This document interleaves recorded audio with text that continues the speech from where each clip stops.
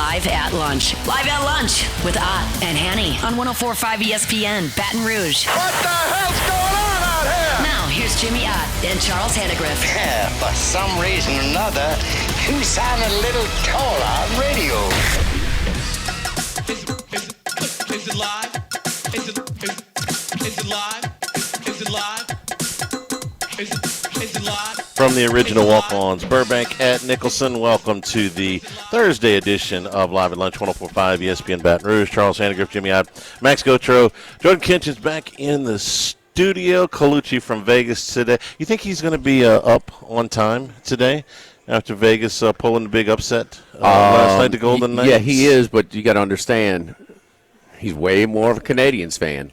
I know than the Golden Knights. So he's a season ticket holder to Golden Knights, and his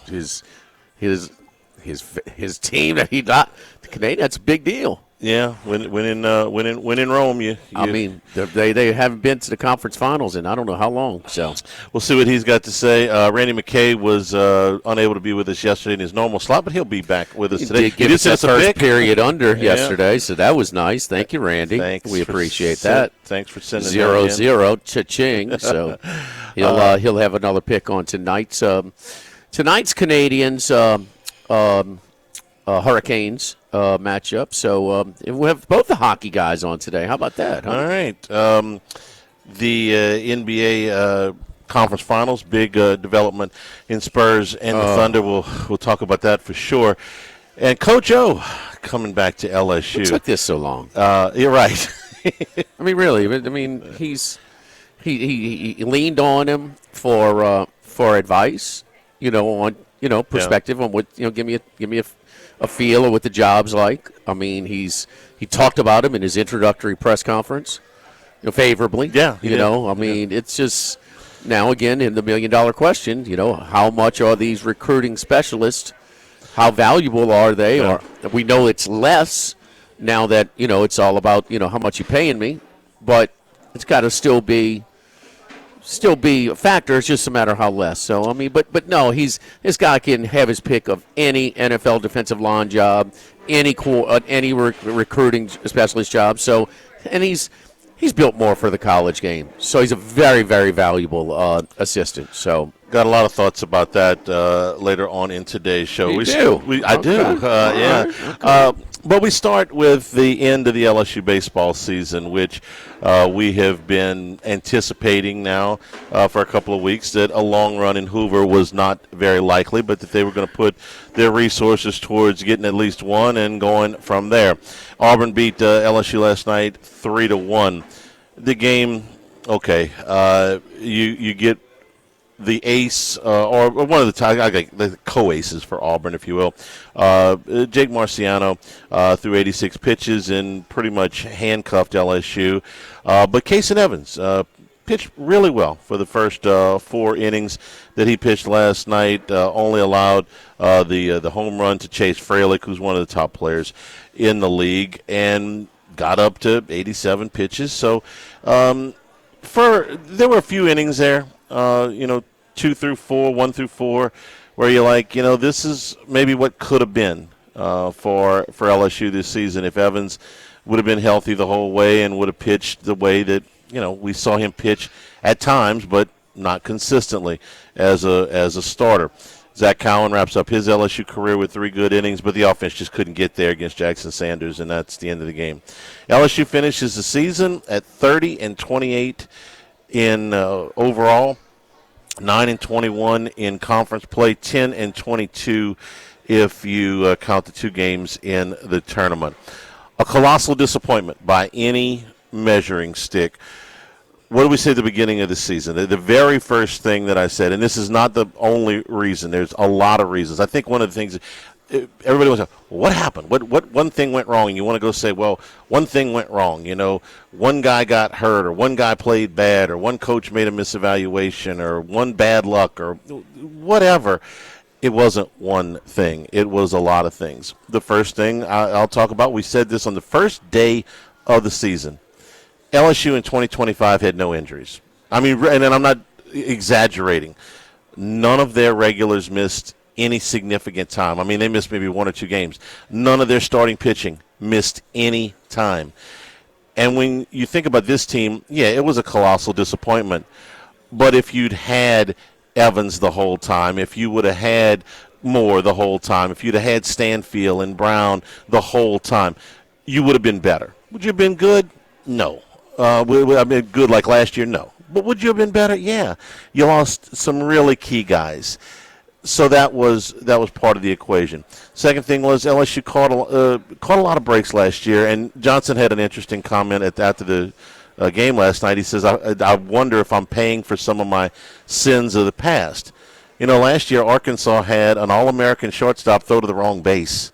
They had a left fielder who's a fantastic player that catches the ball 95% of the time on the play, not only miss the ball but play it off of his shoulder. Coastal Carolina has their coach get thrown out in the second inning of the national championship series. I mean, they caught some. If any of those things go the other way, does LSU not win it? I'm not saying that. They might have won it anyway. But they caught some breaks. They caught a decent draw in a tournament, and then they had guys step up. So that's the first thing. You didn't catch breaks like you did last year, and you didn't have the injury luck that you had last year. The next thing is players stepping up. Last year, Cade Anderson went from, as a freshman, mostly a midweek guy, kind of a fill-in guy on the weekends in spot duty, and went from that to the number 3 pick in the draft. Arguably the best pitcher in college, all of college baseball last season, and a guy who threw a 1-0 shutout in the College World Series. LSU was hoping for a similar ascent from William Schmidt, who outside of the injury that Cade Anderson had in high school, had a lot of similarities. High pick, freshman year where you kind of spoon feed him, or is he going to make that jump? Schmidt was better this year, but he did not make the jump like Anderson did. You had Anthony Ianson a year ago. Came from a smaller school, kind of feeling his way around early, and about mid-season hit his stride. And for the back half of the season, probably only Anderson was better than him. And there were days where Ianson was a little bit better than him. Well, LSU's transfer this year got hurt. He was a solid guy through the first half of the season, and then he didn't pitch the second half of the season. Then there was the development of players on this year's team from last year's team that you expected to make the jump.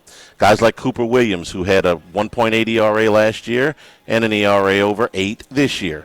Or Maverick Rizzi, whose ERA actually went down from last year to this year, but was so ineffective with walks, wild pitches, etc., that LSU really couldn't put him in a game the last 2 months of the season in SEC play. The development of a catcher last year. They brought in Luis Hernandez, who had really played more first base and DH at Indiana State the year before than he had behind the plate, but he developed into a really good, we knew he was an offensive player, but he developed into a very good defensive player by the end of the season. It wasn't Pudge Rodriguez. He was pretty good. This year, 2 catchers with more upside, more draft value, more long-term potential, did not develop behind the plate. They played very poorly. Last year, LSU went and got players out of the portal that greatly overperformed even the wildest of expectations. Guys like Daniel Dickinson, who came from Utah Valley and started every game at second base last year, hit over 300, was a main cog in the offense. This year, guys like Braden Simpson, Seth Dardar, it really did not pan out the way that those players did a year ago. The defense that was so stellar in 2025 was a disaster in 2026. I don't think this is a throw the baby out with the bathwater thing. It's not that Jay Johnson forgot how to coach or evaluate or develop.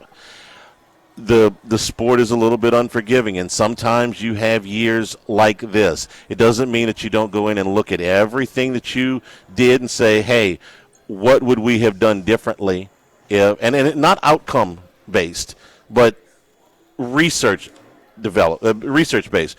Would we not have recruited this kid because of this?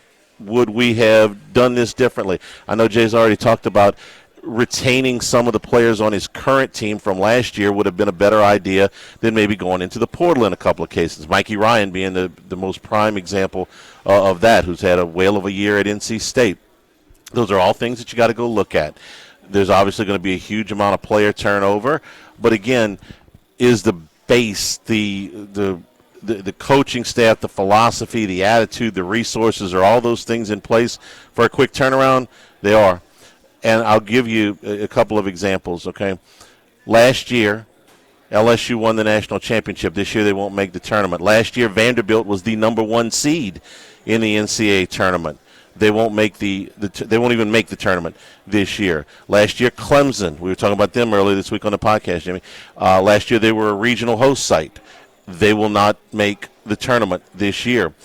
Two teams that made Omaha last year will not make the tournament this year. The three of the four longest streaks of consecutive tournaments made will come to an end this season.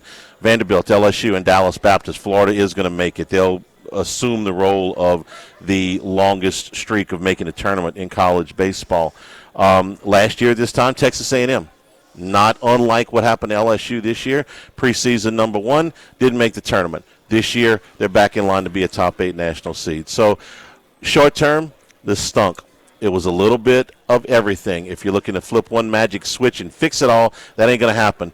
It's a lot of things. They're going to look at everything, and I trust that the coach is going to get it right because he's gotten it right way more often in his career than he's gotten it wrong. But this comes to an end, and this will go down as one of the biggest disappointments in LSU history. That's just by the numbers. Johnson's done it before, like you said. He's historic. I mean, in 4 seasons he won 2 national championships. That's the fastest ever to 2 titles at one spot, and the second best was 8. So I mean, he will always have that, and it's hard pressed to see somebody that's going to win 2 in a shorter period of time wherever they take over their program. I got the short of it. It seems not as good. Yeah, right. Let's I had a whole segment to fill, but they're not as good. But also, it stays in line, and the new era of roster building, and as you're occupied for longer periods, we know that Johnson's preparing. Talked about that. He's getting commitments or offering guys in the middle of the championship series, in both of them. But LSU is, they go from national champions to not making a tournament. Tennessee won the year before. 14 national seed, not what they expected. They were preseason higher than 14, but that's where and that's the high mark. LSU in 23. The next year, they're 13 and 17 in the SEC. Mm-hmm. Ole Miss at 22. The next year, they're 6 and 24 in the SEC, 25 and 29 overall. Mississippi State the year before, 9 and 21 in the conference after. Yeah. So you can talk about championship hangover. You talk about roster building. You can talk about whatever it is, but this era, you're occupied that long. It's tough. Yeah. It is tough. Now I haven't gone through the other participants that played as deep as all of these, like, whether it's Vanderbilt the next year or, Oklahoma the next year with LSU, Ole Miss, Florida, but that's hard to ignore. Yeah. To fall off like that. Where the pool of people really, committing their resources to winning college baseball. It's not like college basketball or college football. They're not as many. No. They're just not. Geographic limitations with some of them, but that is staggering to see those numbers following up a national championship season. And again, look at the teams that were in Omaha a year ago. LSU, not going to make the tournament. Vanderbilt, Vanderbilt didn't make it. They were the number 1 seed. Louisville, not going to make the tournament. Murray State was the Cinderella. Coastal Carolina, still hanging around in their conference tournament, but nowhere close to what they were a season ago. Their 36 and 20 was their regular season record. They're going to get in the tournament, but nothing close to the team they had a year ago. Arkansas, surging a little bit right now, but not nearly the regular season they had a year ago. Arizona is another one. they were in the College World Series last year. So, yes, it's hard. But the expectations here are higher, and it should be, given the resources and the history. They got to go back and figure out what they can do better, how they can fix some of this. And I'm sure as soon as Johnson gets back in his office today, that's going to be the first thing he does. You know how to fix it. You got to you got to do a better job of evaluating. You got to project get better players and develop them. I mean, this is why we have all these conversations about the draft all the time. We talk about the NFL because it's tough to project. We all know what their measurables, what they did, but who are they surrounding? Do they look better because they're surrounded by better teams? Are they done develop? I mean, are they just raw and will continue to develop? I mean, the floor. I mean, the whole. It's tough, and it's an inexact science, and that's why some things on the qualifications and the success at one level, the previous teams they took that next step in development, and a lot of guys don't. I mean, we could go on and on about when you're changing your roster year in and year out. Man, it's program sustainability is tough. Because there's it's less carryover in roster from year to year in all of college sports. And I would caution anybody who just says throw everything out or 90% of this team needs to hit the bricks. This is where they frankly made some mistakes last year. I'm going to give one example. I could give a couple, but I'm going to give one because the most glaring. Mikey Ryan was out of Rummel. Terrific player. Last year as a freshman, he had 3 at-bats for LSU. It was a stacked national championship team. It wasn't that the kid wasn't good. There was no room for him to play, okay? So he had 3 at-bats last year. Well, he decided to move on. LSU decided to replace him with Seth Dardar, okay, who'd had a very good year at Kansas State. Well, what happened? This year, Dardar ends up playing I would say about started a little bit better than half the games. He had 260 with 5 home runs and 29 runs batted in. Mikey Ryan went to NC State, hit 336, 9 homers and 32 runs batted in, and apparently has played a very solid shortstop. Now, here he would have played second base, but you get the picture. Don't just look at kids and say, well, guy couldn't play the first year, can't play. No, there's a development thing. There's a patience to it. I'm not saying that that's how you do it every time. That's just how it worked out this year. All right, we're here at Walk-Ons, the original. We got SEC baseball. We got conference baseball tournaments, and this is a great place to watch them. We got ACC, the Big Ten, the SEC, and they continue to play now that even though LSU is done. We got some afternoon baseball, so Pirates and Cardinals in Game 3, the rubber match of that series. So that's going on, and you can. We got the MLB package over here. It's graduation, so down the street, LSU had just graduated last weekend, but it's the high school graduates. And speaking of which, we got 3 big tables already over here celebrating graduation. So right around the corner, the PMAC is is a facility that houses a lot of these high school graduations, and it's a hop, skip, and a jump away. So maybe even set a reservation, but reservations are not required if you have a smaller group, whatever size. Come on by and see us over here at the original Walk-Ons on Burbank, just off of Nicholson. Live Walk-Ons live at lunch, 104.5 ESPN Baton Rouge.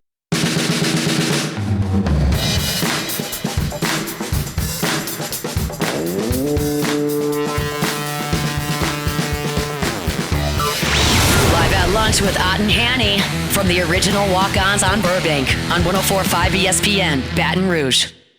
Turn here at the original Walk-Ons. Remember, you can always get the show on demand, 1045ESPN.com, LouisianaSports.net. We'll drop our final handicast of the season following the NCAA tournament reveal next Monday. Brought to you by Supreme Rice, celebrating 90 years in business here in 2026. Supporting our Louisiana farmers. Go to SupremeRice.com. Jimmy, we got some trends here. We've been watching a lot of conference tournament baseball. Got full slate again today. Going to wean them out a little bit. A lot of teams will be eliminated today, but some total trends if you're playing along with us here in the SEC and especially the Big Ten tournament. Yeah, we talk about the again how the Hoover Met plays so much bigger than most of these hitting-friendly SEC venues, but the ball has been jumping out in this tournament. During the Arkansas Tennessee game last night, they had already hit 25 home runs through the first 7 games. Tack on another one last night. That's 26. That's a record. That's most ever for this tournament. And still, the overs are 4-4. The unders 4-4. So it's still going under. And yesterday, the early session in Charles Schwab Field at the Big Ten tournament, which we know that park plays bigger than any park in college baseball, they were going over for the first day, but a 3-1 to the over. But I'm sorry, 2-0 when the wind was blowing in. The wind died down. The next 6 go under, and now the wind is blowing in. So runs will really be at a premium today. But yes, much more pitching friendly, and you're seeing a wide variance of numbers. You're seeing anywhere from 12.5 to 14.5 on the total for the Mississippi State-Georgia game. Now, Georgia, we know about that park. We know about their hitting, their lineup as well. So that's a big number. The other thing is the night games at the Hoover Met have not nearly been as high scoring as the earlier games. Coincidental pitching, but the Oklahoma LSU game and the LSU and Auburn games much more pitching dominant than the games earlier. So a record number of home runs at the Hoover Met so far. So today, which they have moved the games up because they're expecting rain tonight, you're going to get some aces going today. Georgia will throw Joey Volchko, who has been their Friday night guy all season. Alabama will throw Tyler Fay, who's been their Friday night guy most of the season. Mississippi State has not announced a starting pitcher, but I'm expecting Duke Stone, who's been their number 2 most of the season. And Florida will throw Liam Peterson, who's been their number 2 behind Aiden King all season, but was a number 1 pitcher last year. So you're going to get some serious pitching upgrades in some of these matchups today as some of the heavyweights come out of the double buys, and then tomorrow you'll get Texas and Texas A&M. That'll be interesting, Jimmy, tomorrow. Texas probably got the best one in the league in Dylan Valanis. A&M, maybe a top 8 national seed, doesn't have a 1 at all. I like A&M in this format because they don't have the dominant pitcher. They really don't have an ace like you talk about, but their lineup has been a real part of it, and their pitching depth. So, the coaches are just not going with, they're going to have a more limited pinch count on, Aiden King. How much did he throw yesterday? Probably about 75. They're not going to go 100 pitches. So Marciano went 86 and was cruising for Auburn. If this was a regional, he's staying in the game last night after 6 innings for Auburn. Yes, indeed. They pulled him, 86 pitches was about 10 more than we thought. But, yeah, that's fine, but they're not going to run him up 110 pitches to win this game. I like A&M's. I like A&M's lineup, and I like their pitching depth. So I think they got they would be my pick to win it all, even if odds excluded on it, because I know they're more than I don't know about third, fourth, or fifth choice to win it, but I like them a lot. Yeah, and we'll also get a taste of Georgia. Well, we won't see in Athens in the regional or super regional because they're certainly going to host as long as they win. But this will give us a little bit of a taste how this lineup in this style of hitting, this home run, emphasize swing for the fences type of approach at the plate, how it might translate to Omaha. Guess how many pitches Aiden King threw yesterday? 75? 75 on the nose, center of the dartboard. Yeah. And that makes perfect sense. And if you remember last year, Jay Johnson they were so set and everything. He threw Kate Anderson and Anthony Ianson in the same game. Yeah. Just to make sure they got their work in case they lost the game and get out. I forget what year it was. They had a lead. It was very close. They were playing A&M. I think it was on a Friday afternoon. He just pulled his eight. It's time to come out. Right. And I know we were also here on a Thursday when there was that awesome matchup between Skeens and the lefty from Arkansas, and in both, I think Arkansas pulled theirs before they even got to 70, but Skeens was right around that number as well. So what do you make of this if you're going to play totals? You got aces going today, but maybe aces on pitch counts. It's slightly lower than what they would normally but I still be. favor the Parks. The Parks are just so much more pitching friendly, and now that the wind is blowing in today at Omaha, even more so. So, I mean, the wind was blowing out, and we saw the Michigan State center fielder playing closer to the dirt in the infield than on the warning track. Now they were running backwards for balls a lot, but still, it's and they've had more. But since the wind has neutralized in Omaha, it's 6 straight unders, and now it's blowing in. Oh, I mean, under. The Parks, and you know, Charlie, how many times have we seen these no names in Hoover come in and throw? Man, he really threw well. Well, it's so much more pitching friendly than what Knoxville, than Athens. It's so many. All of them. Yeah, all of them. All of them. Those are the ridiculous those ones. are the biggest rabbit balls. Just get out of the park. Don't forget our friends at Legacy Title. Chad Reynolds, Legacy Title for all of your real estate closings, 296-0060. Full-service title company servicing all of South Louisiana. Fast, friendly, professional services, which you get with their long-standing staff. They will execute your deals seamlessly. Ashley Donald, Adrian Galata, Michael Platt, Mariana Haynes, Natalie and Bradford Smith. Buying, building, refinancing. Nobody chooses but you. Just Chad Reynolds, Legacy Title, 296-0060. Hagen Smith was the name Hagen we were Smith. searching Well, for. he was good. Yeah, oh no, he was fantastic. Where's he at? He's in AAA for the White Sox. Speaking of AAA, my favorite over team that went over again last night. 20 of their last 27 have gone over. Dylan Cruz got the call back. Had a couple of hits last night. Yeah, got it going. Good for him. Live at the original Walk-Ons, live at lunch, 104.5 ESPN Baton Rouge. It's time. It's now Colucci time. Dwayne Colucci is back to give his best picks on 104.5 ESPN Baton Rouge. Oh, this guy is in Hogs heaven, huh? His hockey team, two favorite, the Habs, win Game 7 on the road in overtime in Buffalo. And how about the Golden Knights? Still in that Game 1 last night, handily, as well as a big dog. How you doing, Colucci? Doing well, guys. How you been? Doing great. So, what was it like watching that Game 7 thriller in Buffalo earlier this week with your Habs taking it in Game 7 in overtime? Yeah, it was exciting, Jimmy. I tell you, it was definitely nerve-wracking, and that's what makes the NHL playoffs the best. I mean, Montreal just played fabulous in that overtime, and they were able to swing the momentum. It looked like Buffalo had seized the momentum in the second period after that early lead for Montreal. But, the Canadians settled down. Dobich showed why he was the better goaltender. And, Lindy Ruff kind of outplayed himself, moving goaltenders back and forth and tinkering with the lineup.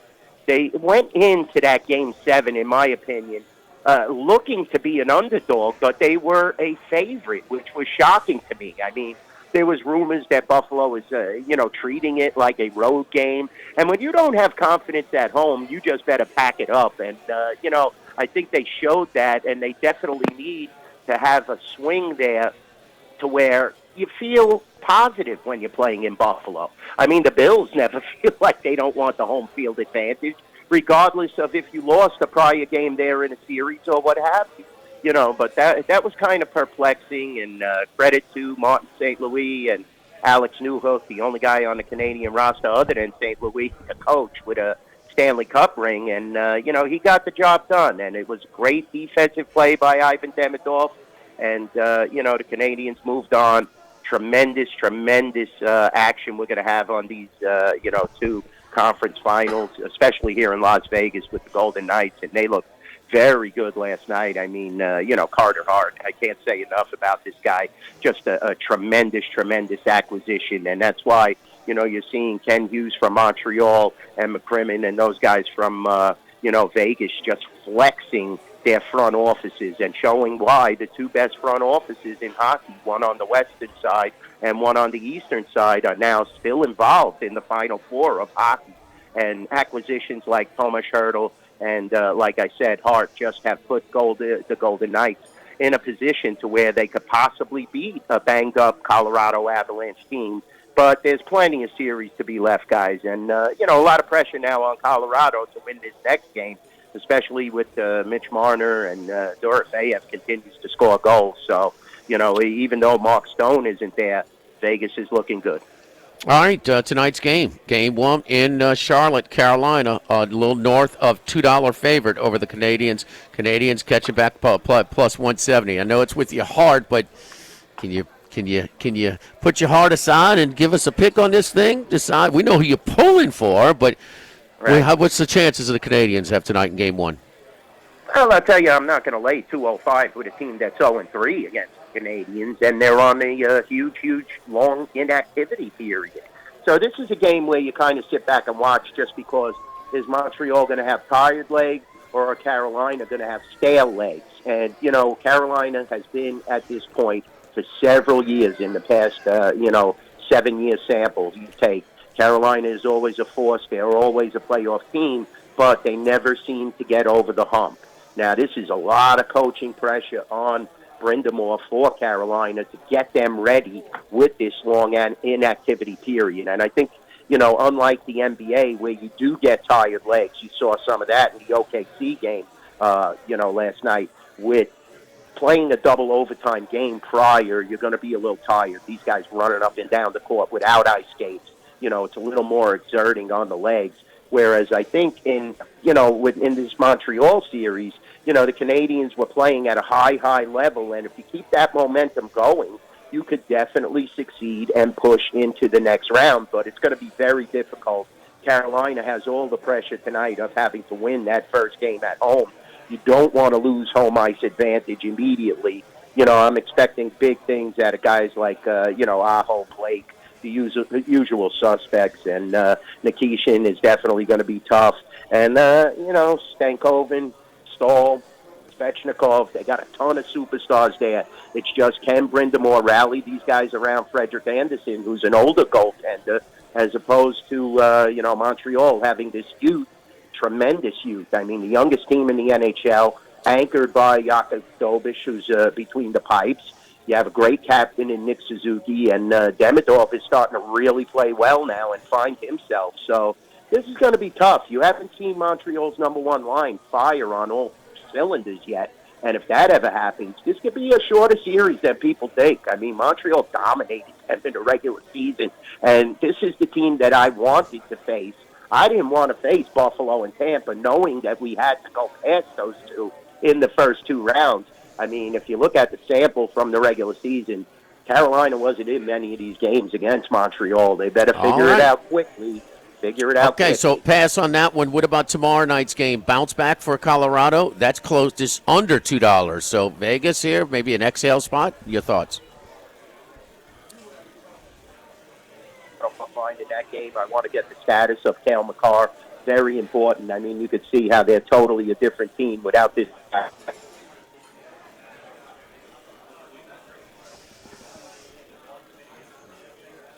Did we lose Colucci? We're still here? Okay, well, we can't hear him. He kind of faded out there. Yeah, call him back. The one thing about the Carolina that conference series in Montreal is that Carolina has been knocked out by Tampa Bay's won, a bunch. Florida's won, and they've always, once they face them in the postseason, they're out the way. They're out the way, so people think that the path is cleared for them to make it to the Stanley Cup Finals.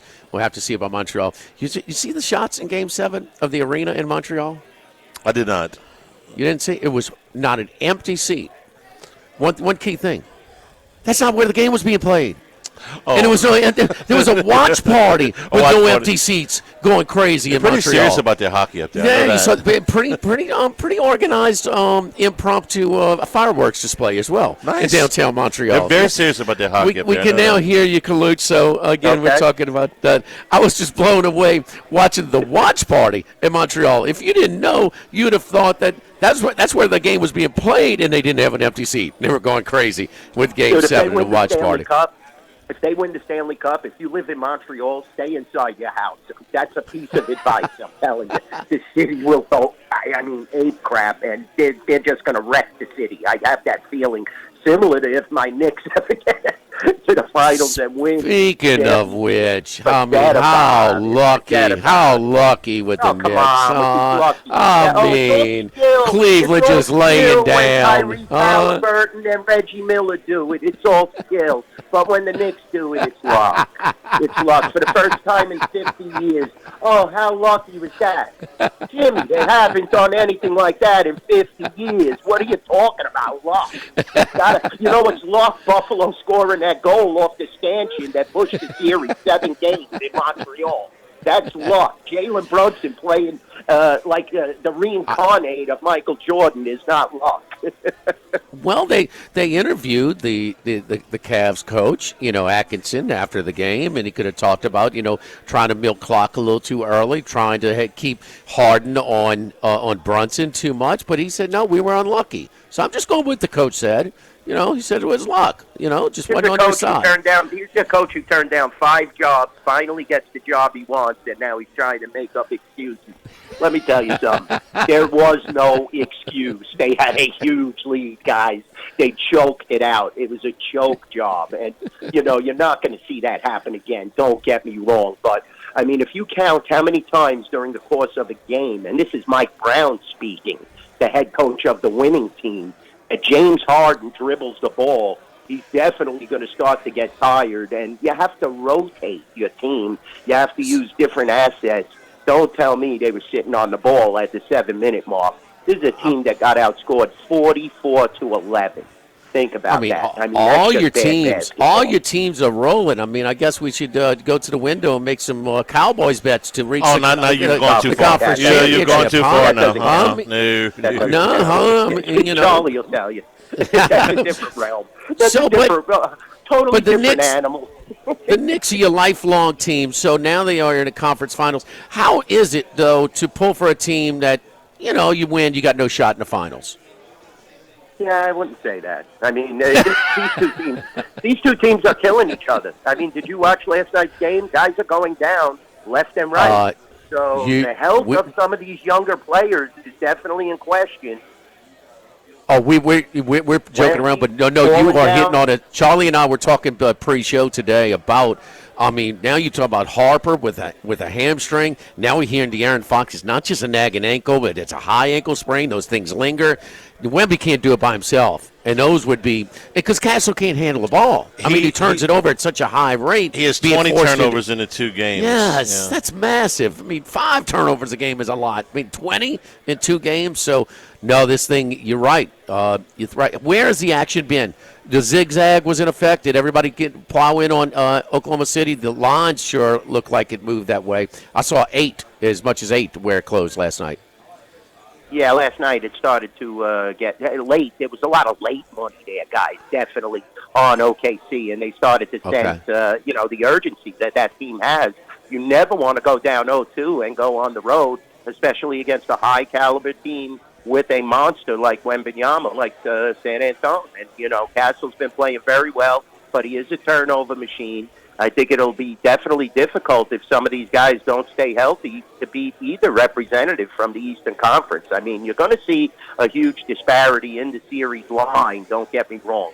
Everybody knows the competition level of the Western Conference, but if you're not healthy and you can't rotate and have what you perceive as your championship team on the floor, it makes it even more and more difficult. But, despite the turnovers, Castle, he went on a run there last night that he was just lighting it up, and Wembanyama wasn't a factor. Then Wemby started to take control. This Spur team is young and is going to be around for many, many years. And remember, Castle's got that UConn pedigree, so that even helps more. But, Shea hasn't played a good game yet.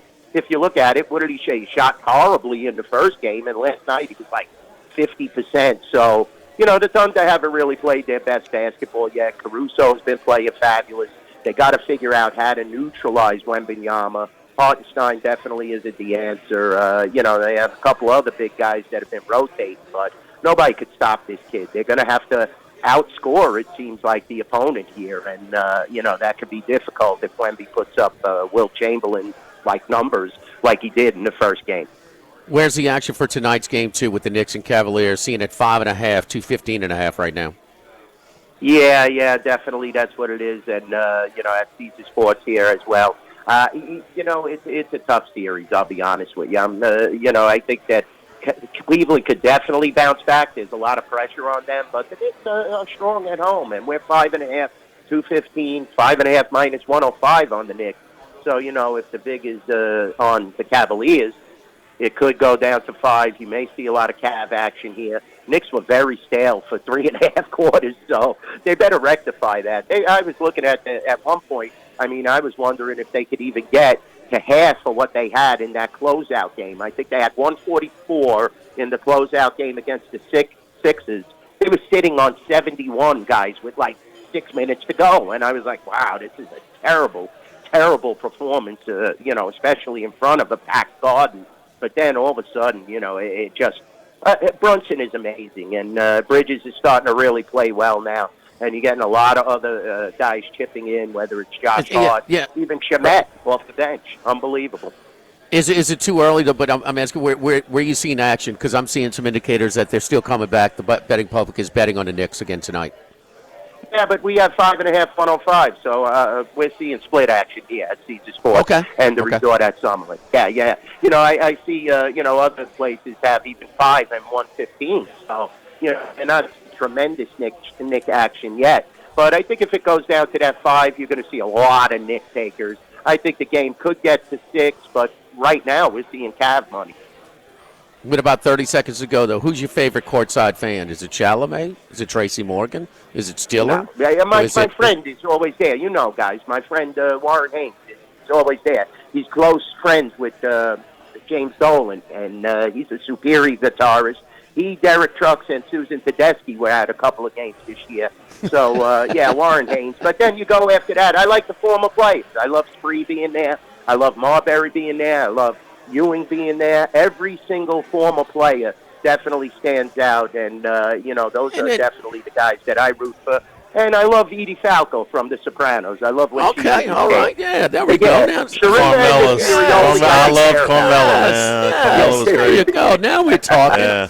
And and it's good to see Oakley behaving himself, not having to be restrained and escorted out. So, that's good to see the former players are behaving themselves. You're the best, Colucci. Follow Dwayne on Twitter at NYBookieDwayne, at NYBookieDwayne. Good luck to your Habs, your Golden Knights, your Knicks, and your Cowboys. We'll appreciate it, guys. Week. And let's make some money. The Cowboys are at it around right now, but let's make a little money. There you go. All right, live at lunch, live here from the original walk-ons graduation festivities over here. Plenty of big tables. A lot of the PMAC is the facility for a lot of these high school graduations, and it's a hop, skip, and a jump over here. So people celebrating the high school graduations now that last weekend's LSU graduation festivities have come and gone. Live at lunch, live at walk-ons, 104.5 ESPN Baton Rouge.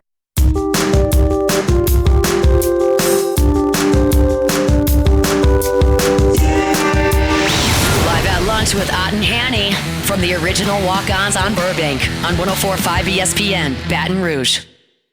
And return here at the original Walk-Ons. The SEC tournament schedule, if you're still paying attention to college baseball. I know a lot of people that once LSU's done, that's it. They're not watching it. But a lot of people, I enjoy watching the tournament.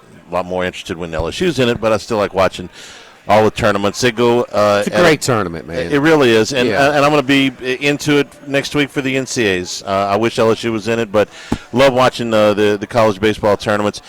Those parks come alive, Charlie. Yeah, they do. Those home sites, is regional, super regional round. They pop, man.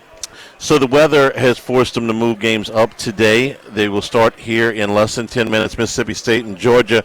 We've got the pitching matchup now, as it will be Duke Stone, as we anticipated, for Mississippi State. They're number 2. Joey Volchko for Georgia.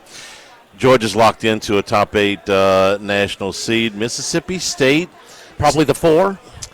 The latest projections have Georgia as the 3, but could be the 4. And Mississippi State was going into yesterday was a 13. The one that has the Georgia 3. Who do they have the 4?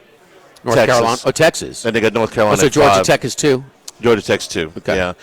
And then Alabama and Texas A&M is the 8 national seed. I'm going to tell you this now. about Alabama might be right there for a test. They're not as good. They're not that good. I don't think so either. No, they're not that good. I don't think, and I'm not saying it because of my. No. Alabama. I mean, it gives me something to talk to my son about. But I mean, I watch them a little bit more. But they're just not. I'm not saying they're not deserving, but I mean, it's a team now I think you could be upset.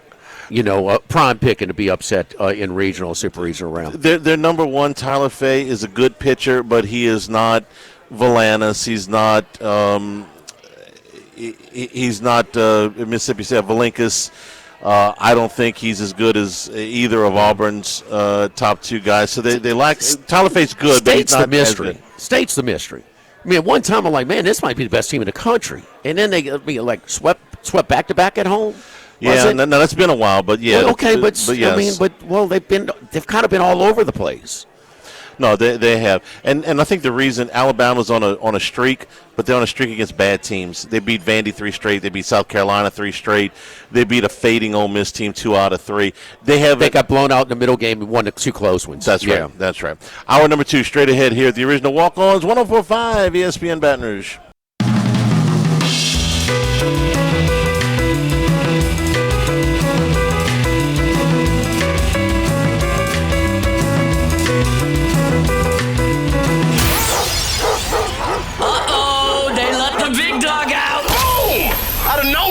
It's time for the big dog, Randy McKay, with his best picks. We're over here at Walk-Ons, the original Walk-Ons, live at lunch, live from Walk-Ons. A lot of groups, big parties over here celebrating high school graduation. So last week, the LSU graduation in Southern. This week, it is high school graduation. So it's very convenient if your graduation is right down the street at LSU over here at the original Walk-Ons. It's the tables with the balloons, right? Yeah, I get that. There's multiple tables with balloons. Yes. I mean, the graduation parties are easy to detect. It's a table for 20 with the balloons. That's I remember my high school graduation, where we went for dinner. I graduated 37 years ago today. Is that right? 37 years ago. How do you know the damn day? A friend of mine texted it to me this morning. Okay, She's one of these people that remembers. She goes, "We graduated 37 years ago." You got that one classmate that remembers every single day. A friend of mine texted me this morning. She goes, 37 years ago today. I said, all right, that's good to know. Thank you for making me feel old, and let's go to work. 37, so I'm 5 years older than you? Yep. Okay. All right. Big dog. Do you remember your high school graduation? Was it 18 years ago today, Randy? 12. No, I'm about 88, so 38 years wouldn't be, yeah. Okay. All right. So, I mean, I know one thing. It was sometimes when you follow Randy McKay, nothing boring, dull is beautiful.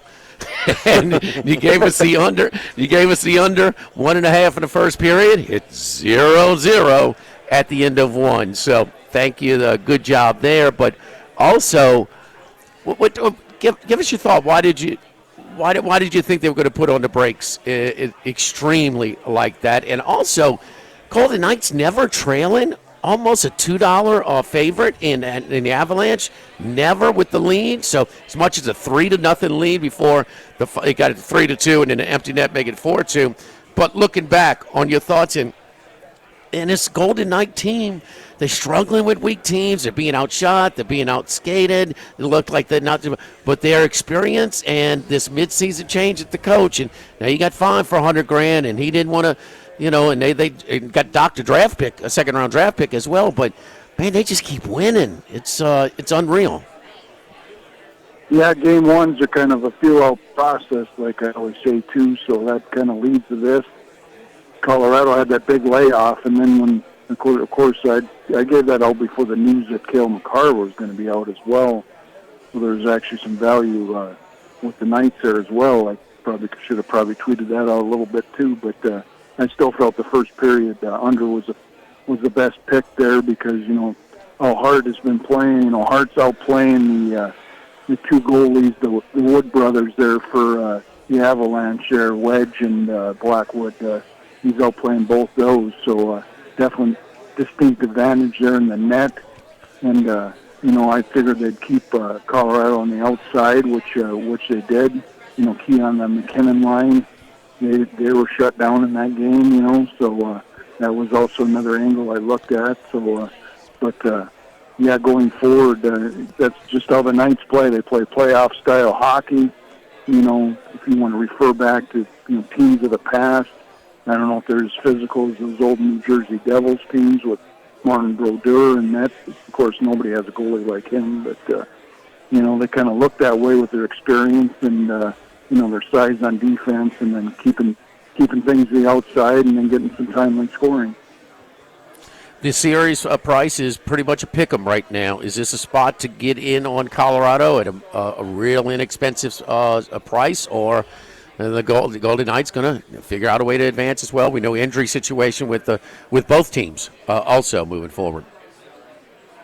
Yeah, I just think there's too many question marks on that as of right now. You don't know. It looks like possibly Mark Stone could come back. Cale Makar, maybe not. So, advantage Vegas there. I expect a big push here in Game 2. So probably not a first period under play there. Might be some open ice, actually, and maybe some value on the Knights. But as far as Game 2 and the series goes forward, no play yet. Okay. What about tonight's game? Big favorite here. Carolina's arrested. They've won all 8 games to this part. I think the Oilers, back in they set the record. Was it 9 in a row? 10? I forget exactly how many. It's either 9 or 11 to start the playoffs, unbeaten, but they're undefeated. Montreal, that exciting Game 7 as they went in overtime in Buffalo to advance. But here's Carolina, and a lot of people think that with Florida and Tampa Bay out of the way, who usually knocks them out, that now no excuses here. Minus 205, the total 5.5. Yeah, much like this Colorado game with Carolina sitting out this long, I like the first period under here again with the feel-out process. You got the 2 good goalies there, so first period under rated even money was pretty appetizing for me, so I took that one as well. This Montreal team, they can hang in there. They beat Tampa Bay, and they hung in there to beat Buffalo somehow in overtime and, advance to this spot. So I think they'll give Carolina everything they can handle here. So I think we'll see another exciting, at least 6-game series again. So, if you want to look at those angles as far as betting on different sites, as far as, how long the series is going to be, I think there's value on that. And, because you got a couple little better goalies here than, Hart's been playing well, but I still see these 2 goalies as being the top 2, and probably Anderson as being his number 1 so far. All right, since we last talked to you 8 days ago on the show, the NFL has released their schedule, and I know that you look at a lot of these schedules now. It's a lot to digest, and maybe either in the initial stages of research to try and figure out some favorable spots to back at teams or to fade teams, but also all the spreads are out on week 1 as well. So anything, the rest periods, the travels considerations, where are you in your initial stages of research, and also any angles to some future bets or week 1 lines that we have? Yeah, as far as anything past week 1, I haven't been able to research a lot yet because, I rely on some of the books I get, and, Mark Lawrence playbook when it comes out is one of them, and then I can see all the different things that goes on there, and I've used that, book since I started 30 years ago, and it's been helpful. Some of the stuff in there, it gets a little long-winded, but it's pretty good as well if you want to endorse that a little bit. But I use that, and then that helps me look at the future of the lines. But I did look at game, at week 1 here, and I found a couple angles, but they're available in North Dakota books here. And, of course, in North Dakota here, we have to go to the casino to bet on the kiosk. So it's a little bit tougher than a lot of places. But I did see the Las Vegas Raiders at minus 2.5 against the Miami team that's in full transition. Of course, Las Vegas is kind of in transition as well, but got a line under the 3 there, which I'd had some value, and then took the Kansas City Chiefs on that Monday night game. A lot of unknown factors in that game, but it was minus 2 at this sportsbook kiosk, so I took that as well against the Denver Broncos at home. So, I don't know what's going to happen here with Knicks or Patrick Mahomes, but a couple value spots there. And, of course, people talk about not tying up your money, but I didn't think it was that big of a deal to tie up a little bit to get what I think is going to be a good bet in week 1 coming up. All right. And so when you do your research, give us a little insight of some of the things that you are looking for with the schedules. Yeah, another shout out I got to give is to Warren Sharp puts out rest advantage versus time off and that kind of thing. I look into that. I look at teams coming off buys. Teams that are on the road that come home. That's another situation. Or if they've just played 2 division games and now they're playing a non-division game, that's another one that's real big there. Especially they call them kind of a sandwich spot. So maybe a bad spot for the team, or they got a division opponent coming up next, and the sandwich in between there. That one's been the strongest one over the years. Saints are 7.5. Their win total juice pretty much right at that as a pick 'em. So, your thoughts on them? Winding down the season, much improved. Quarterback got better and better. Looks like they got a find in Shuck. And then they've surrounded themselves with some weapons, whether being drafted or in the free agent acquisitions, but in a favorable schedule. Again, this is like 3 years in a row. So the Saints at 7.5, any opinion there? Yeah, I mean, it could be right around that 8-win plateau, and what you have to look at what could be their max wins. Could they win 9 with that schedule? Maybe so, but you definitely have to look at that, and I definitely see some improvement, coming on there. Did like what Moore did in his first year as a coach, and was pretty impressed with him. And, of course, the organization trying to put him back, after their salary cap trouble, trying to put the team back together. That's always a tough thing. And we'll see if they can get a running game, see if their offensive line improves. That's the main thing, I think, with the Saints team. What about the Patriots after you subscribe? How much of that the Super Bowl loser, but they certainly they benefited from a favorable schedule, injuries to postseason opponents like Knicks going down before the conference championship game. You watch that, it's hard to believe that the Broncos would have lost if Knicks was healthy. They were that close with some really low-level quarterback play in that game. But their line is at 10.5 right now. Yeah, and like I said, I think on a couple other shows we had back a couple weeks ago, I think maybe that's a little overblown on the Patriots, that maybe have to even go contrarian this year and take the over there. So I might even look into that and, just deciding. Of course, a lot of these times I don't pull the trigger on these, regular season wins till after I see a little preseason action and see how they're doing in camp as well, and that'll clean up some things. And, of course, there's always injury information, that kind of thing going on as well there as well. So that helps you with deciding which way you want to take a team. There we go. Anything we miss on the and thoughts on the NFL's schedule release since we talked to you last? No, I haven't seen anything that comes to mind.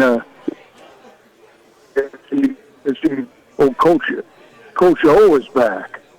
Yes, that he's was pretty back. neat. Yes. I see it. Yes. Get out the Popeyes. Yes, he loves telling that story where he's throwing the chicken bones out on the spillway bridge coming back from the airport, Popeyes. So yes, he's back. We got some interesting characters on the LSU hires. Will Wade, Lane Kiffin, Ogeron there, Balky. I got some. The content is not we're not starving for content around here if you cover in LSU athletics. Yeah, it's going to be pretty exciting on campus this year. It sounds to me. There is no doubt. Follow Randy on Twitter at RR39. So we're back with that first period under tonight. Looking forward to it. Thank you, Randy. Good luck, buddy. All right, thanks, guys. Good luck, everybody out there this weekend. All right. And we're brought to you by the Thibodeau Store. Memorial Day weekend is upon us, so if your grill is in need of an upgrade, lots of specials on the website right now, thethibodeaustore.com. If yours from last year is done, get a new one from the Thibodeau Store. The Pierre Part Store, Highway 70 in Pierre Part, also open in Rose and Lockport. 4 locations now. You can get to all of them at the website, thethibodeaustore.com. Patio furniture, poolside chairs, and other poolside furniture available at all 4 sites. Fishing gear available at the Thibodeau Store. And if you're doing some construction projects this summer on your property, lumber delivery available out of the Thibodeau Store. They will ship out of Pierreport and out of Lockport. So get some advice if you're doing some of these projects yourself. Let their experts guide you so you're not wasting time and money. Power tools, hand tools, and a ton of gardening supplies available. TheThibodeauStore.com is the website, 900 St. Patrick Highway in Thibodaux. Live at the original Walk-Ons, live at lunch, 104.5 ESPN Baton Rouge.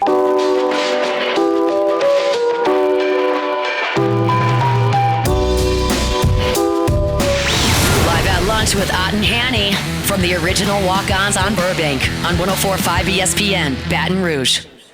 And return here at the original Walk-Ons. We're also brought to you by Louisiana Health and Injury Centers, helping you deal with pain. Dr. Michael Goff and his staff helped us out a ton over the years. So if you've got back pain, you've got neck pain, you've got soreness, you've got things that are keeping you from getting around as well as you'd like to, restricting your movements, or if they are costing you a good night's sleep, let them do for you what they've done for us. Attack those problem areas. Find out where your issues are coming from and get you some relief, because when you are in pain, man, you'll just do anything to get some of that relief. And some of it is as simple as putting you into a program of exercise and stretches that will combat those problems. And sometimes you need to go a little deeper with a dry needle, electric nerve stimulation, cryo, or ultrasound therapy. Airline Highway, Plank Road, Jefferson Highway near Drusilla. Dr. Michael Goff, Louisiana Health and Injury Centers.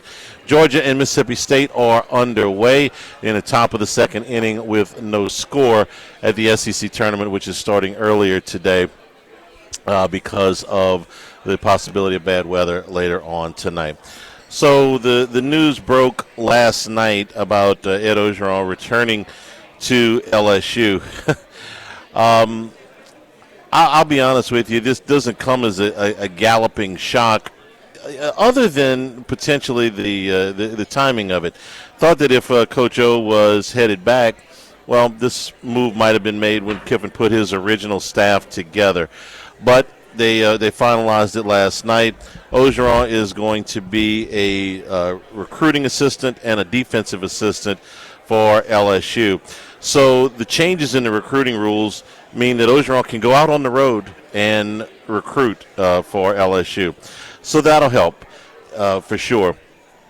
And the fact that he's going to be able to coach along the defensive line, which has been the biggest turnover spot on LSU's staff, going back multiple coaches now, I think is a positive as well. So I don't see much downside here, if any. First of all, institutional memory, I think, is important. That's a guy who has coached here. Look, Lane Kiffin, his record speaks for itself. But he's never been a head coach at LSU. There's a lot of little intricacies that go on with that. There's a reason why when they transition from one president to the other that they do about a 2-month period. It's called transition. And that's kind of what first-year coaches go through. It could be little nuanced things that nobody will ever hear about publicly. But I think that helps. Could be contacts that Orgeron has in some parts of this state where he is stronger than Kiffin. Contacts that go back further. The recruiting benefits to it, I think they're there. Are they as pronounced as they once were? No, because money's still going to rule the day. But can Ed Orgeron pick up the phone and tap long-term contacts, people that he goes back with further than Kiffin? Yeah, absolutely. I think the fact that he'll be able to coach along the defensive line, I think one of the things that's hurt LSU is the vast turnover on the defensive line. I mean, they've had more defensive line coaches than they've had potholes on lead drive. Getting any kind of stability to that would help. And believe me, LSU's tried. They gave Bo Davis a 7-figure deal and couldn't hold that down. So some more stability on the defensive line, coach, I think that is fine.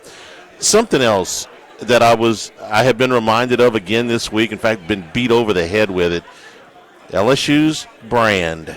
Okay, Jimmy, tell me another assistant coach that could have been hired last night here at the end of May that would have made national news. Any college football assistant that would have made national news. I mean, you'd have to take like a former head coach as now as an assistant. Like if Pete Carroll went to coach somewhere. It would take something like that. Yeah. Ogeron brings that. It keeps LSU in the news. Why is that important? Well, LSU considers their branding very, very important. It's financial. It keeps them in deals with organizations like Nike. You know, Nike dropped schools like Penn State and Tennessee. They're still with LSU. It's revenue. It's why are you announcing it now? Well, you're a down part in the news cycle for college football right now. Hey, here's LSU back in the news. I'm not wild about the word brand for people, but for schools, you know. The timing you think is strategic to create a buzz? I don't know. I'm trying to hire a guy because of all the other reasons you were talking about, but I don't know about that. Maybe I'm reaching, but I know that the branding is important to them. Maybe they didn't think it that far ahead. This is just the way it fell. So I do know that the branding is extremely important to them, and bringing Coach O back helps with that. It helps with all the other things. Well, some people believe that's a negative as well.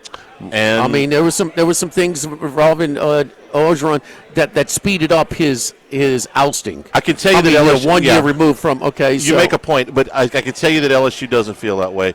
I asked a question. No, they just hired him. Right, but I asked a question about the Vanity Fair thing on the air with you the other day. It's like, why would LSU do this? Why would they put Lane Kiffin out there? More of a fashion guy, and he's a sharp dressed guy. Yeah, fashion is kind of his. That's not it. All right. It's because it's. You ask about Vanity Fair. Yeah, they put him out there because they want people talking about LSU anywhere they can get, and this is an opportunity for an organization. Are you telling me from LSU side? I'm telling you from Vanity Fair. Oh, yeah, Vanity Fair. There's not a guy that fits the fashion that look. No other college coach like him. He's interesting. People will pick it up to read about him. It clickbait, if you want to call it that, but it keeps LSU's name out there. Are you going to get some negative stories with that too? Yes, but they want that. They want people talking about LSU. It means that this brand is bigger than just about any other brand in college sports. It's the reason that 2 of the 3 first games are going to be on ESPN Game Day. They want that. There are going to be some negative. What's the competition? Week 1. In week 1, there's not a lot of competition. What's the second best game? Second best game is.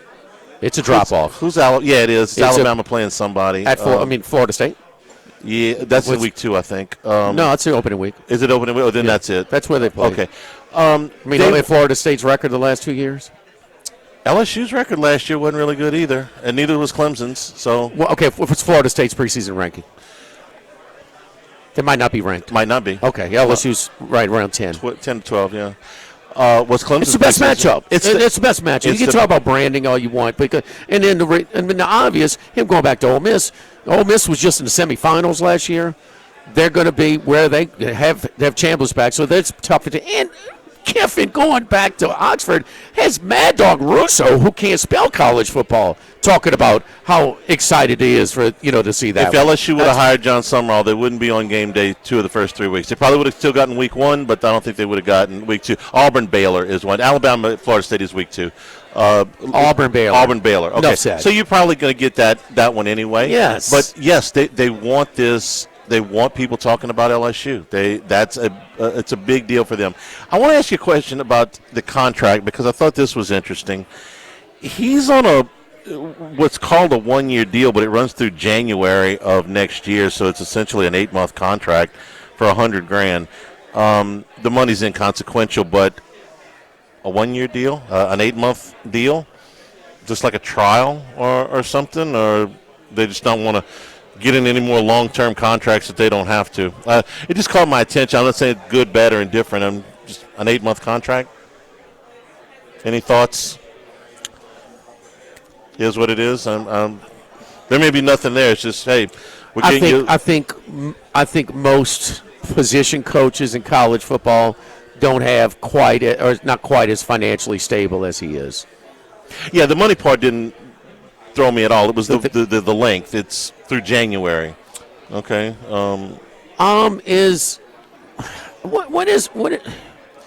What is O's stock right now? I mean, I think you made it a good point in the first hour. He could go get an assistant coaching job pretty much anywhere he wants. A lot of it. He would be NFL. He's already done it. Multiple stops. He's got that if he wants. And yeah, just trying to put what really made him valuable. Where Miami in the heyday, Syracuse when they were winning. USC multiple stops. In their heyday. I mean, the big thing was his recruiting project. The recruiting is a completely different animal now. Yeah. And it still matters, but it's tremendously devalued from what it was until everybody has said that all they want to know is how much. How much? What you offering? I mean, that's everybody. That's the recruiting process now. Now, if it's close, the money's close, then comes in the recruiting aspect of it. So is he? He's another evaluator too. Okay. Yes, I've got to believe that he has an eye for defensive line evaluation. This is another set of experienced eyes that helps you evaluate. Yes, I would. Because you still have to identify who's on your target list. Where are you going to? And I got to believe that he has had a lot of hits in evaluation, even at Ole Miss. Those guys that were forced to play way earlier than expected, those guys were pretty good that he brought in, that Houston inherited. He becomes part of your team. Is this guy worth this money? Well, he may have a different opinion. It can't hurt, I don't think.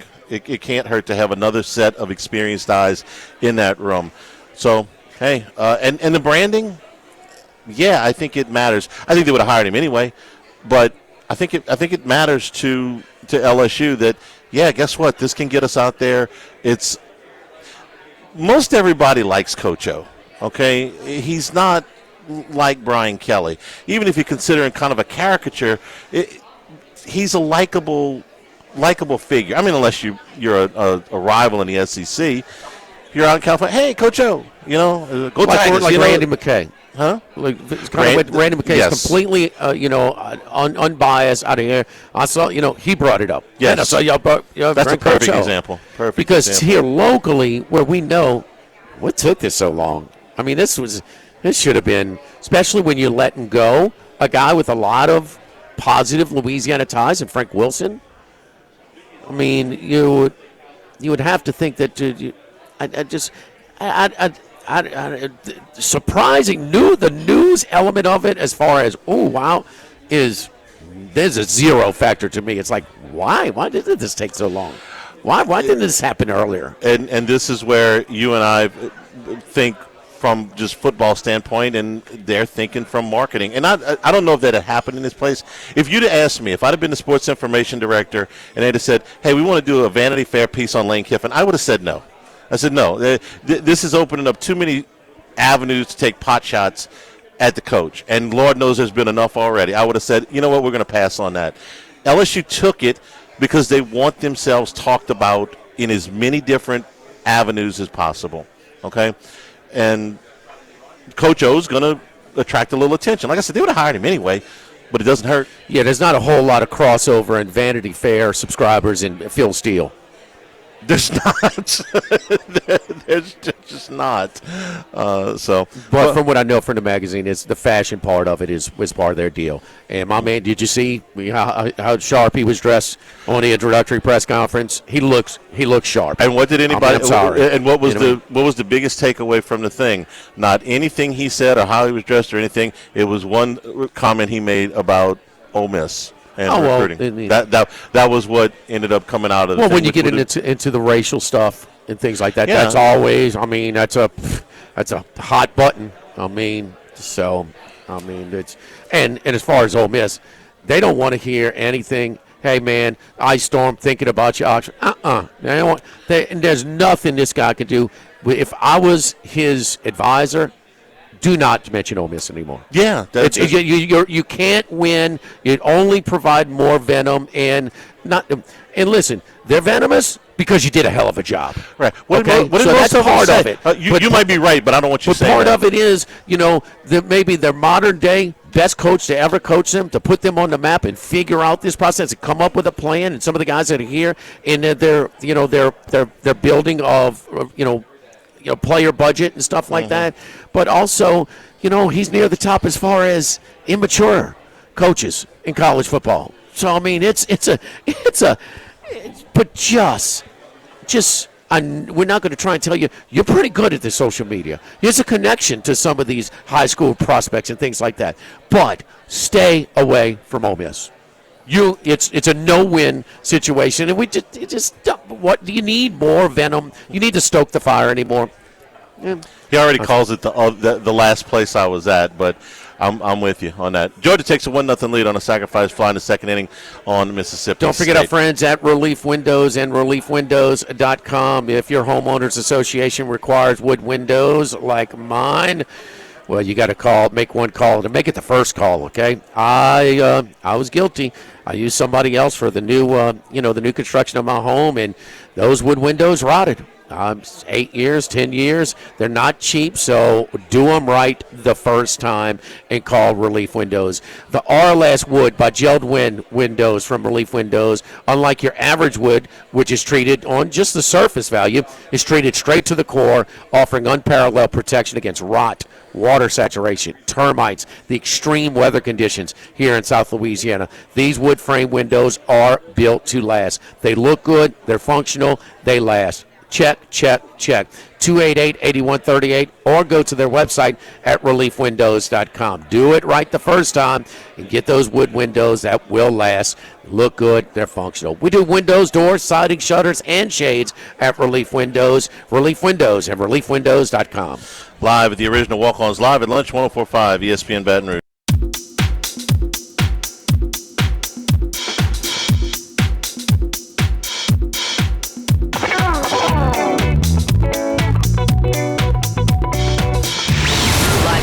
With Ott and Hanny from the original Walk-Ons on Burbank on 104.5 ESPN, Baton Rouge. Following up on what we were talking about before we talked to Henry in the NBA playoffs, there are only 4 Power 4 matchups in the Saturday of opening week of college football. LSU, Clemson, and then it's a drop. Baylor, Auburn, are either of these teams preseason ranked. BC, Cincinnati, and Cal, UCLA. Yeah, regardless of who the coach was, Clemson LSU would have probably been the choice. Now, week 3, Jerry DiNardo and Danny Ford could be coaching. That would be the matchup. Week 3, when LSU goes to Ole Miss, unless Kiffin's return. Yes, no, 100%. No, that does. We saw that. We saw that last year. So let's talk to Henry and touch some NBA playoffs. Henry, what's up, buddy? Jimmy, how we doing? Doing good. Let's start for last night because I think Charlie hit on exactly what I was thinking about because the Wembanyama effect. This is a matchup issue for Oklahoma City that actually translated from the regular season to the playoffs. But man, there is some big injury concerns. Now we hear maybe high ankle sprain with De'Aaron Fox, and now a hamstring. We talk about Harper, who's been unbelievable in the playoffs, and then you also talking about that re-aggravated hamstring with Jalen Williams for Oklahoma City. But OKC is much deeper than the Spurs. Your thoughts? Well, it's too bad, right? If Harper's down for a while, it's going to significantly affect this series. And boy, it's so fun to see a young group like this, Jimmy, play so fearlessly. And it's almost like they're too young to know the moment they're in. And we've seen this before. But I think we talked about it last week on your show. This trio of Castle, Wemby, and Harper looks like it's going to be here for a long, long time because none of these guys are older than 22 years old. And, of course, Wemby is your foundation. But, yeah, if Harper and that hamstring, and you know how hamstrings can be, Jimmy, these are notoriously fickle in terms of not only trying to get back too soon, but you could really re-aggravate it and be out for a longer stretch. So they're going to have to play it by ear. They had OKC on the ropes last night, but just couldn't quite land that knockout punch. Go back 1-1 to San Antonio. But without Harper, boy, that changes a lot. Who do you like? If Harper doesn't play, you've got to like OKC. Now, having said that, they've got a Wemby problem. And look, with all due respect, the Alex Caruso experiment can't happen again. They're going to have to decide how much game time do they want to put Chet Holmgren on Wemby. And I get it. They don't want to get Holmgren in foul trouble because they need him on the offensive end. But I think that OKC coaching staff's going to have to change the way they guard Wemby. Things like dribble on the catch, double on the first bounce. Sometimes change up who's guarding him. But, San Antonio did a really good job of going right at Caruso and making them pay for that. Can the Alex Caruso experiment continue? We'll see. I don't expect to shoot it at that level. But if you're San Antonio, you can kind of live with that. In other words, if Caruso is going to shoot 70% from three, you tip your hat and say, good luck in the finals. But I'll take that bet going forward. But without Harper, you have to favor the Thunder.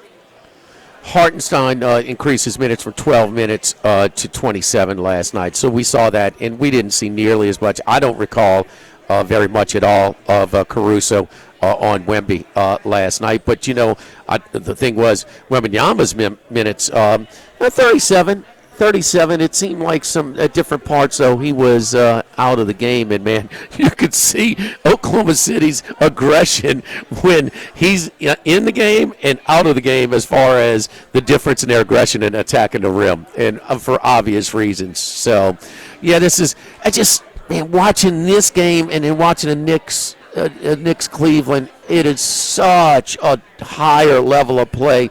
The defense, man, the defenses on both teams are so much tougher than what we see, in these two matchups. So this would be a real bummer if the injuries. We're thinking it's Wembanyama injury because big guys get hurt. History tells us in this league it's hard to maintain, and that's the only approach Oklahoma City has is to try and rough him up. And you saw Hartenstein trying to do that. So that's the approach there. But man, that's two massive blows to the Spurs roster. And as far as the re-aggravation of the hamstring for Williams, yes, when you re-aggravate a hamstring, it is that much worse than the initial injury. So yeah, I don't know. The thing to keep an eye on, Jimmy, going forward is Hartenstein is starting to look like they're playing 4-on-5 offensively. He just doesn't give you much. He's a put-back guy at the rim. He's not going to post anybody on his hip, and they're not going to run stuff for him. But boy, he was a little deer in the headlights last night when he tackles at that free throw line and turns. He's not comfortable. He did have 10 points last night. He did have got that little flip. It doesn't really shoot. It's just kind of that quick release, sort of a little flip from mid-range. That he did hit a couple of buckets that were key. So, but getting the split, that's a win in totality. But man, the Spurs with these injuries, it'll be interesting. All right, Henry, what do we want to talk about? The last 13 minutes of regulation and overtime, or the first 40 minutes of the game where Cleveland really looked, and how much of that was the Knicks after 9 days off shaking off a lot of rust? We're maxing these Cleveland fans, huh, Jimmy? The antidepressant medication in the Cleveland area has got to be skyrocketing because it's like, again, it's like Lucy pulling the football from Charlie Brown again. They're up double digits. They look great. The crowd at Madison Square Garden is quiet. And then they're up 22, and they let them back in that game. They took a lot of bad shots, and they didn't close that game out. And now you ask yourself, can they beat them 4 out of 5 games? I don't think so. So they let the Knicks get off the mat. Shame on them. They had that game. And I think this is a left-right turn moment in that series where playing so well, and they've got it going so well, and the rotation is humming, and then they just can close. I think they're really going to look back and say they blew that series because if I'm New York, I'm like, all right, guys, we got away with one there. We didn't shoot it well. turnovers, some goofy roster things, and then that early fourth quarter they got back in that game. But boy, shame on Cleveland for not being able to close that game out. Yeah, no doubt. And I think Atkinson, and I thought he had a heck of a 88 minutes. I mean, I thought he coached the pants off of Detroit in that game, and then the first 40, and to see him, and it was just a horrible end of the last 5 minutes, and to just stay with Harden after watching them. Okay, we're going to run a switch. We're going to get Harden on Brunson, and he's going to go over and over and over for easy scoring opportunities. That just, man, takeaway option A, please double, fight through the pick, whatever you have to do. Just don't watch this over and over. Yeah, and then, credit guys like Landry Shamet. I mean, we have a Shamet appearance, right? Like, he comes off the bench, gives them defensive energy, and makes some threes.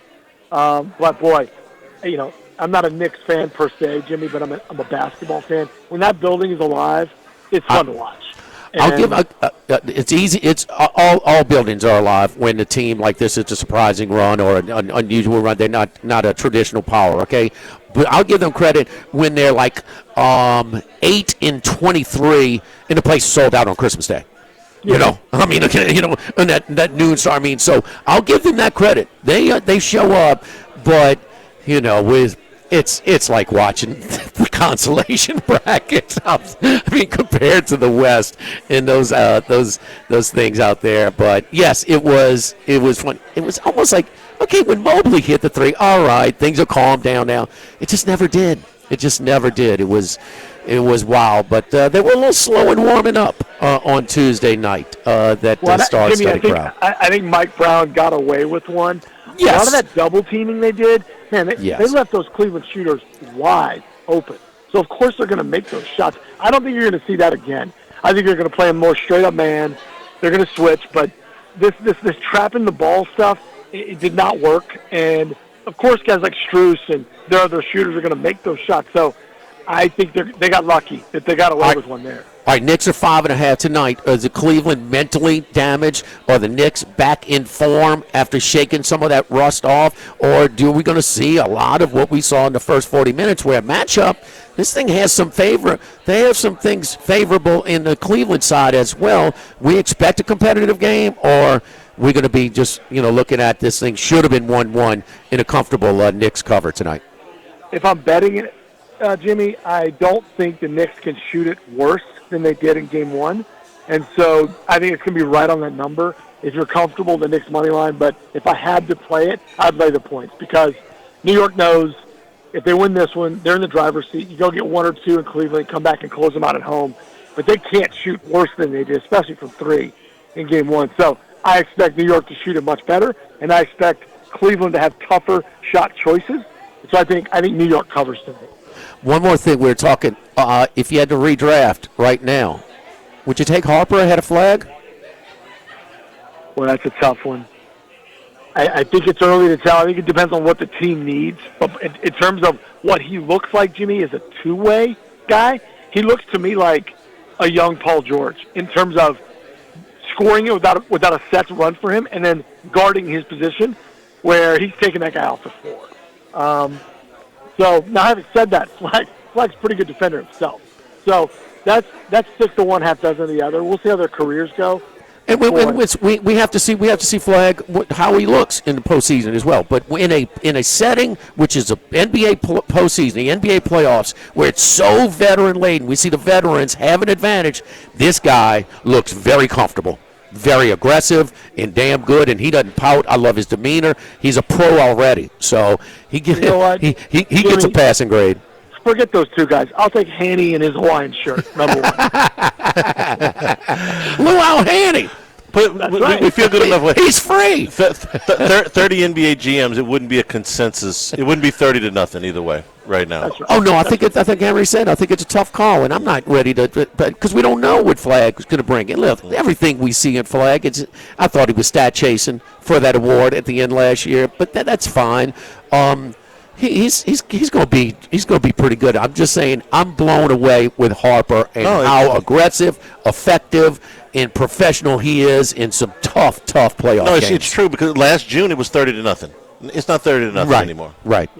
Henry, thank you, buddy. We appreciate it. We'll talk to you throughout the playoffs in the NBA. 1-0, not 1-1, Charlie. Still tied it up. State ran into a little bit of bad luck. They had a run at first base and nobody out, and hit a smoking line drive that turned into a double play.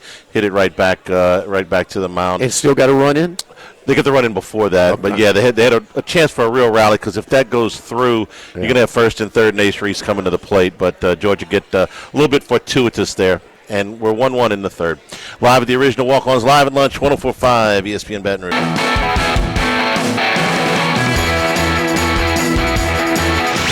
Live at lunch with Ott and Hanny from the original Walk-Ons on Burbank on 104.5 ESPN Baton Rouge. We return here at the original Walk-Ons at the Byron Nelson. Brooks Koepka, bogey-free, 63, 8 under par. Wow. He's got the first-round lead. They're tearing up this golf course. There's 5 golfers at 7 under. Scotty Scheffler shot 66 today, and that's good for only a tie for 9th at 5 under par. Jordan Spieth, local favorite, I guess. They're going off in the afternoon session. So 6 birdies and an eagle for Koepka. Yesterday we were talking about the course. I was mistaken. I was referring to Las Colinas when this event was over there, when Max was talking about, but it's at a different course. So he played much more at that club, growing up.